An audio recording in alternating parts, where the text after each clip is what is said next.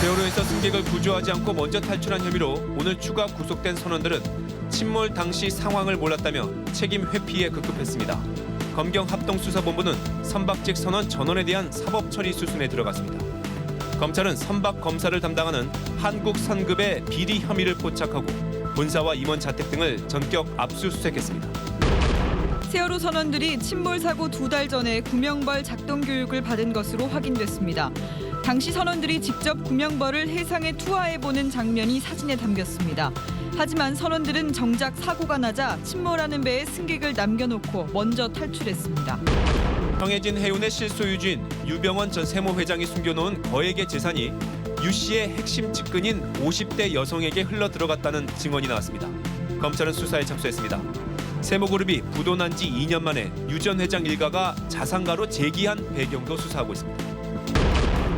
세월호 내부 수색 작업은 단원고 학생들의 객실이 있는 4층과 3층 식당 주변을 중심으로 5층까지 확대되고 있습니다. 배 안에서는 오늘도 잇따라 시신이 수습됐습니다. 진도 4고 해역의 조류가 느려지는 소조기가 오늘로 끝나면서 내일부터 물 흐름이 빨라질 걸로 보입니다. 주말에는 비바람도 예상됩니다. 민관군 합동구조팀은 총력전을 펴고 있습니다. 단원고등학교 희생자들의 영정이 안치돼 있는 경기도 안산의 임시합동분향소에는 추모객들의 발길이 이어지고 있습니다. 침몰 사고 이후 휴교에 들어갔던 단원고는 다시 수업을 시작했습니다. 전국 곳곳에는 실종자가 무사히 돌아오기를 기원하는 노란 리본의 물결이 이어지고 있습니다. 북한이 4차 핵실험 준비를 완료했다는 관측과 함께 중장거리 미사일 발사 가능성도 제기됐습니다. 김정은은 방사포 사격 훈련을 직접 지휘했습니다. 일본을 방문 중인 오바마 미국 대통령이 아베 총리와 정상회담을 갖고 영유권 분쟁 지역인 센카쿠 열도는 미일 안보 대상이라며 일본을 지지했습니다. 오바마 대통령은 내일은 한국을 방문해 한미 정상회담을 갖습니다.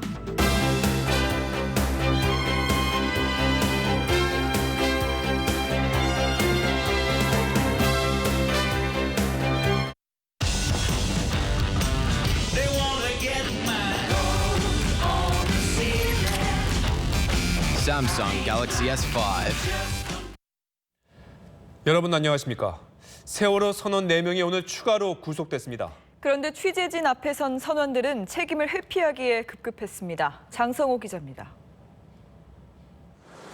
영장 실질 심사를 마치고 취재진 앞에 선 4명의 승무원들. 탈출 지시를 누가 내렸냐는 기자들의 쏟아지는 질문에 답변을 회피합니다. 그건 잘 모르겠습니다. 제가 말할 입장이 아닙니다. 진술서에 나와 있습니다. 다른 선원들도 탈출 지시에 대해선 구체적으로 말을 하지 않습니다. 탈출할 때 누구 지시 받고 내렸어요? 저 브릿지에 가지 않았습니다. 누구 지시를 받은 게 아니고 자연스럽게 기관부 침실에 기관사 손 씨는 오히려 배를 끝까지 지켰다며 책임 회피에 급급했습니다.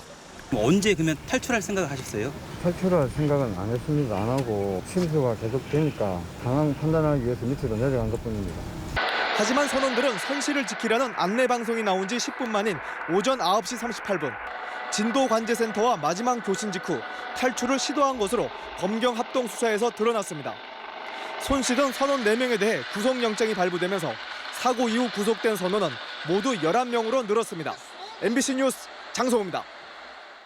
그럼 선장은 어떤 입장일까요? 세월호 선장은 이번 사고에 대해서 줄곧 자신은 구호 임무에 최선을 다했다는 얘기만 되풀이하고 있습니다. 김나래 기자입니다.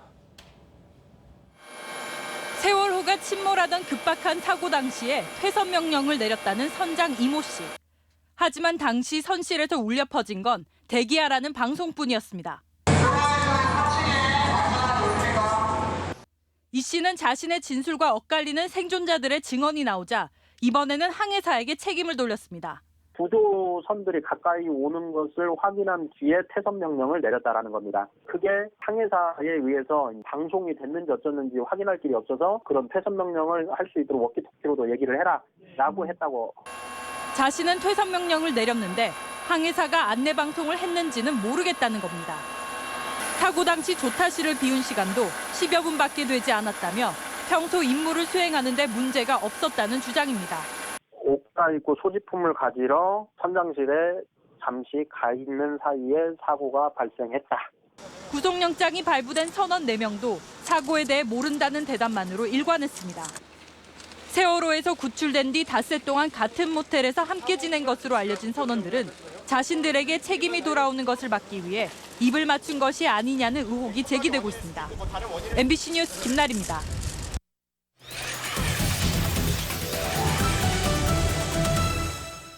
사고 당시 세월호 구명벌은 대부분 작동하지 않았습니다. 그런데 알아보니 선장과 선원들이 2달 전에 구명벌 교육을 받았습니다.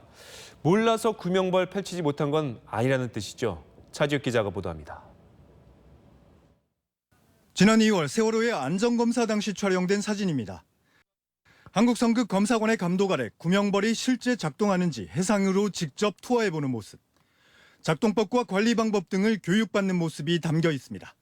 원장님 두 분 그리고 기원장님이나 항해사님들 선원분들이 다 입회해서 같이 작동법이나 그리고 투하하는 방법을 같이 교육을 시키고 일본에서 수입한 직후인 2012년엔 이준석 선장이 안전검사에 참석한 모습도 촬영됐습니다. 실제 세월호에 설치돼 있던 구명벌입니다.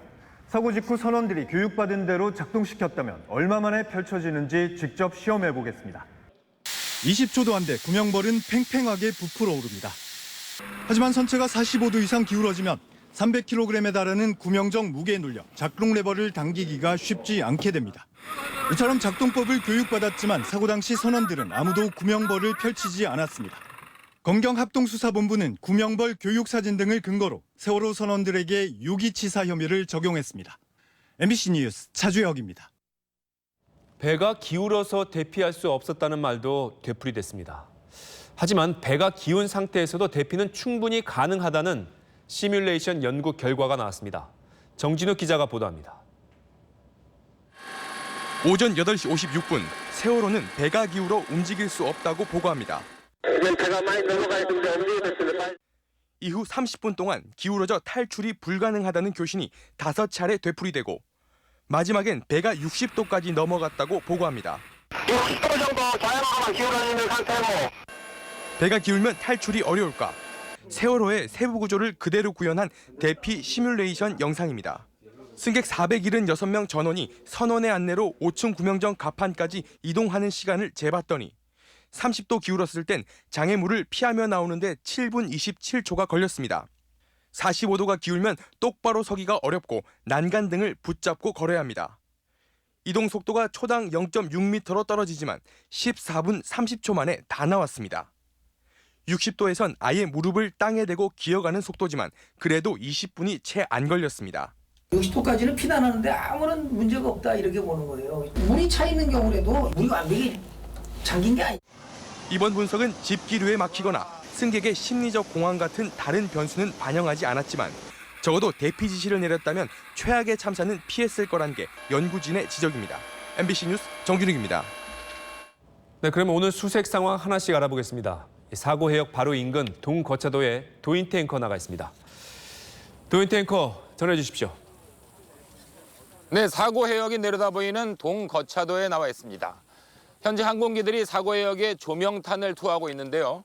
이 조명탄들은 본격적인 야간 수색 작업이 시작됐음을 알리는 신호탄이기도 합니다. 오늘은 물살이 느린 소조기가 끝나는 날이어서 현재 수색 작업엔 동원할 수 있는 모든 인력과 장비들이 집중 투입됐습니다. 먼저 팽목항에 나가 있는 중계차 연결해서 오늘 구조 수색 작업의 종합적인 상황 알아보겠습니다. 박진준 기자 전해주시죠. 네, 사고 이후 가장 많은 인원이 투입되면서 생존자 구조에 대한 기대감이 그 어느 때보다 높은 하루였습니다.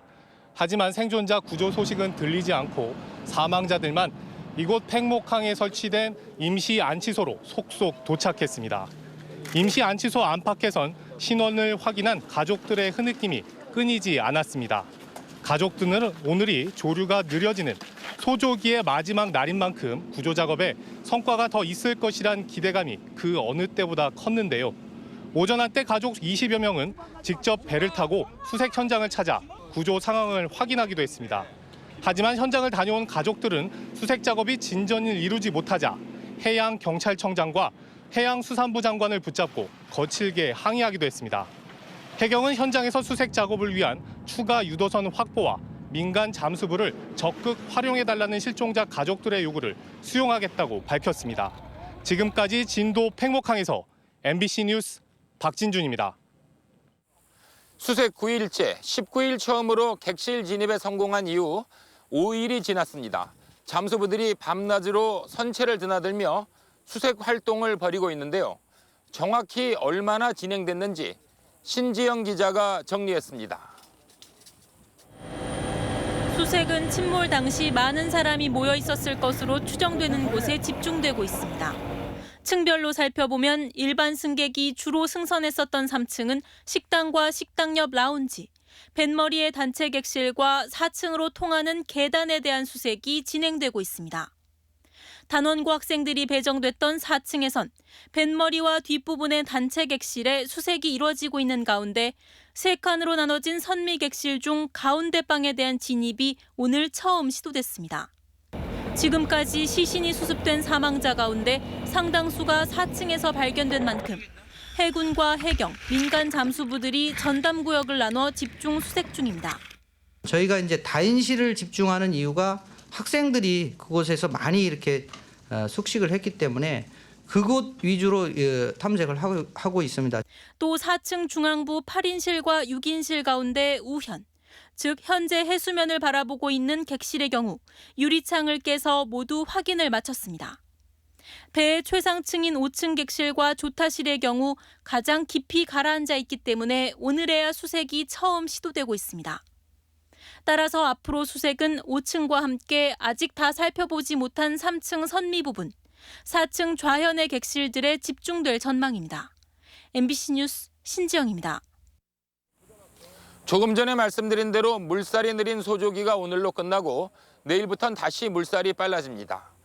현재 사고해역에선 바다 위와 수중에서 입체적인 그리고 최대 규모의 수색 작업이 펼쳐지고 있습니다. 사고해역에 나가 있는 선박에 MBC 취재팀이 탑승해 있는데요. 취재기자 연결해서 이 시각 수색 작업이 어떻게 진행되고 있는지 알아보겠습니다. 김정인 기자 전해주시죠.